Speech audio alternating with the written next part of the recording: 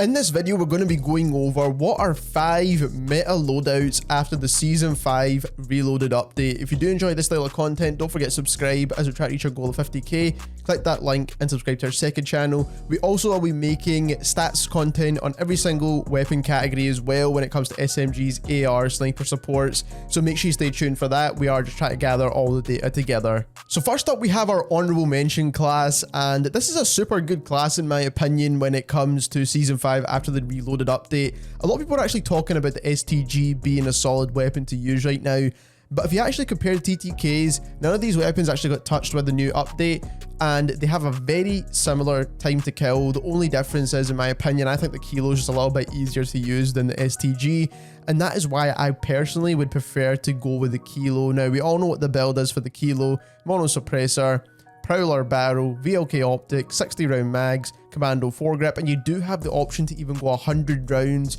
if you are playing on caldera and you just want something that you can just keep firing down range. It's actually a good option to have, especially when it comes to damage per mag in this game. So, I mean, I think the Kilo is better than the STG. I mean, it's only literally 2 or 3 milliseconds of difference in terms of time to kill. But moving on to the SMG, we do have the Owen gun. I do think the Owen gun overall is a solid weapon to use right now, and it is going to creep up slowly within the meta of this game.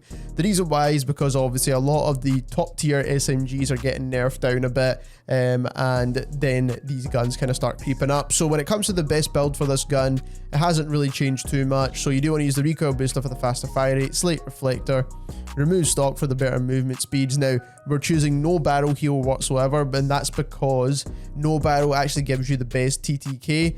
If you don't believe me, we'll be making a video on TTKs with these weapons in the near future, so stay tuned for that. We've got fleet here for the better movement speed. You can also choose acrobatic, you can also choose steady, and you can also choose brace as well. I wouldn't really recommend brace because it does negate some of your sustained fire accuracy attachments. Then we've got perk 2 is quick. Then we do have the tape grip for the movement speed. You can go polymer here if you need the extra control. But I feel like the ranges you should be using this at, tape grip's perfectly fine. 72 round Grenco mags are still the best to give you the best TTK. Hollow point, just to make sure you get an extra limb damage. You can go for lengthened, you can go for subsonic if you want to stay off the minimap as well. All are really good choices, so it doesn't really matter there. And then I personally prefer to go with the Carver foregrip for this gun, and that's just because we're not really using any attachments that are going to help with recoil here. Now, the compact underbarrel is also a really good option too, because it helps reduce the visual recoil of the weapon, and it also gives you that strafing speed. So both are solid choices. You can also go Mark Skeletal as well if you want a faster ADS. But at number 5, we do have a loadout where one of these guns did actually get quite a bit of a nerf, but it's still a solid choice because this is a very easy to use class regardless. So we've got the Cooper Carbine with the Armageddon. Now, when it comes to the Cooper Carbine build, this has not changed at all since it's been added into the game. So MX silencer for the sound suppression, Cooper custom barrel is the best. Now, we are using the G16 optic now, because if you haven't seen already, I think they have changed the 3 to 6 times optic. I don't know why they did that. It just looks a little bit weird. It has a little bit more visual recoil as well, so make sure you start using the G16. The Cooper 45, tight grip, on hand, polymer grip, 60 round mags, and then hand stop. This hasn't changed. I don't want to spend too much time on this. It's definitely one of the best long range rifles in the game. TTK is solid, and it's got super low recoil. Then when it comes to the Armageddon, this actually did get a nerf with the most recent update. However, it's still going to be a solid choice if you want to run that kind of mid-range SMG. Overall, it's still going to be a really good choice here. So you do want to use the recoil booster for the faster fire rate. You want to use the MRETO 550mm barrel, slate reflector, skeletal stock, hard scope to control the recoil, quick, tape grip for the better movement speeds, of course. 64 round mags are the best. Lengthened, you could choose subsonic, you could choose hollow point. All are good choices, like I said before. And then the skeletal underbarrel. You can also choose the compact if you need to, or the Carver.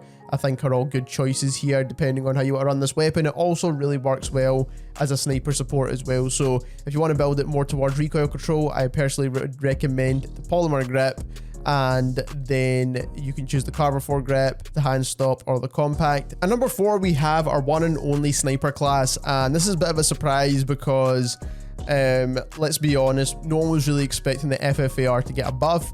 But the 3-line rifle is not really too much of a surprise because it has been the meta sniper for a while now. I do want to quickly mention you can swap out the FFAR for the new PB50 assault rifle, which actually works really well as a sniper support gun. I actually think it's a really solid choice, and if you want to check out the build for that, I'll leave a link to our class setup video for the PB50 at the end of this video. So let's quickly start off with the 3-line, because this hasn't actually changed at all. So you do want to use the Mercury silencer, because it's the only silencer that doesn't con your ADS time, but it still gives you that bullet velocity. The 820mm barrel is the best. This is going to give you the best possible bullet velocity, 3 to 6 times optic, because we are using a sniper. MZ stock for the better ADS time. Awareness, but you could choose any perk here, but this helps with sprint to fire. On hand for the better ADS, fabric grip for the better ADS, 20 round mags are the best, lengthened, skeletal underbarrel for the ADS. So overall, this is the best sniper in the game right now. And then we do have the FFAR, which actually got a bit of a buff with this update. So the main buffs to this weapon were not really in terms of damage or anything. It was mainly in terms of the strafe speed with the ultralight barrel, and then the transitioning time for the aim down sight. Now, if you recall way back on Verdansk, the reason why this gun actually got nerfed is because it was a super good close range weapon.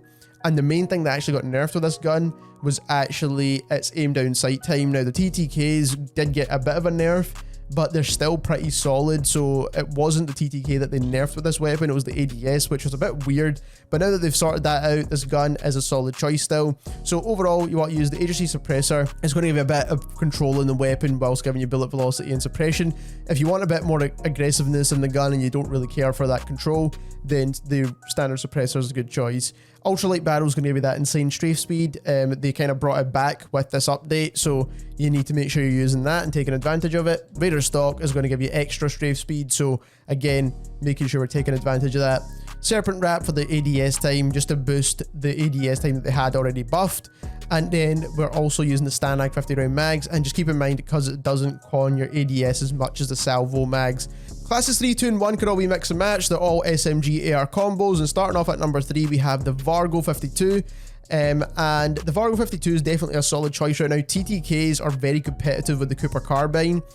Personally, I just think it's a little bit of a better weapon, especially at any kind of range. The Cooper carbine does kind of fall off a bit. Now, overall build doesn't really change with this. So GRU suppressor, task force barrel, axial 3 times, 60 round mags, and Spetsnaz grip. It's the build for the cold door weapons, we already know that. Then we do have the Blixen. It did get a bit of a nerf with the recent update to one of its multipliers to the torso.